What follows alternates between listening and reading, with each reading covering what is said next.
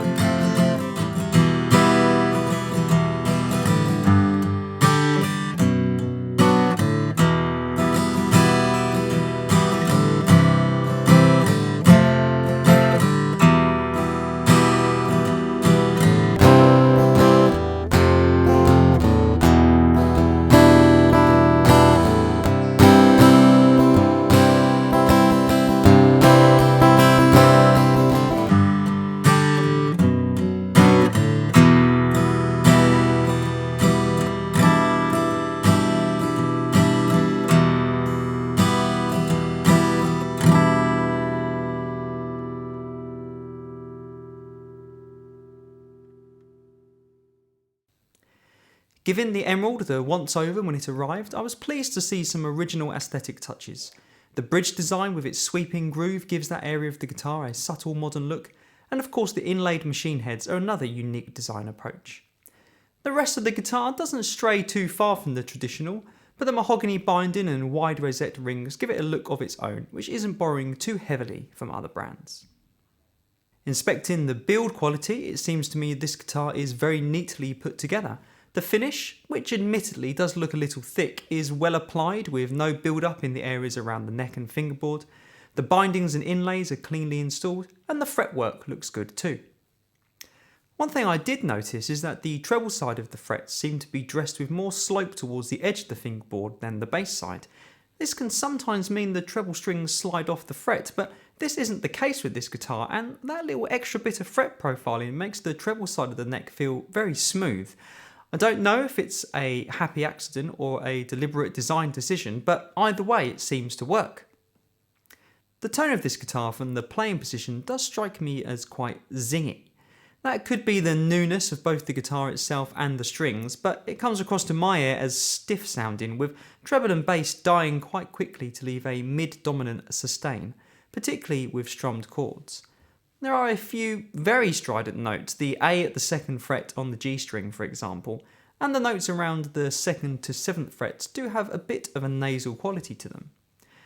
The good news is that when listening to the guitar on the recording or out front, the bass and trebles seem much more prominent and the guitar lost a bit of that nasal tonality.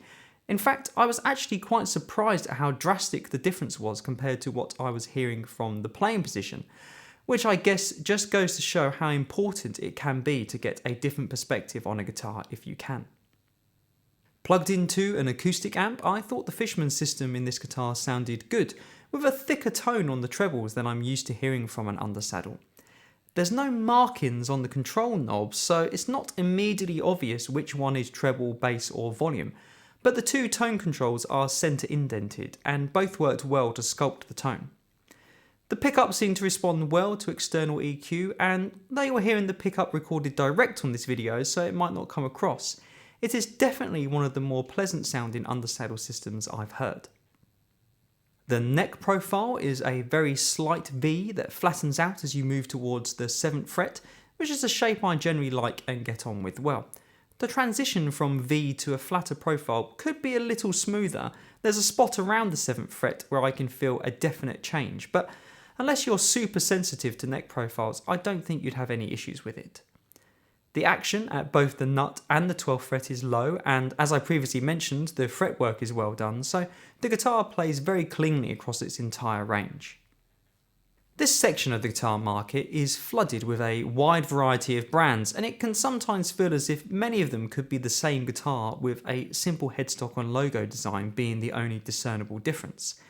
At £699, this guitar does face some competition from some well-established brands, and although the Emerald from Mayson doesn't leap out from the crowd when it comes to tone, the distinguishing design elements, Engelmann top, high level of build quality, good playability and some well-considered hardware and electronic choices should stand it in good stead when in comparison to others in the marketplace. I hope you've enjoyed this video from Acoustic Review. Please subscribe and hit the bell icon to be kept up to date when we post new videos, and I look forward to seeing you next time.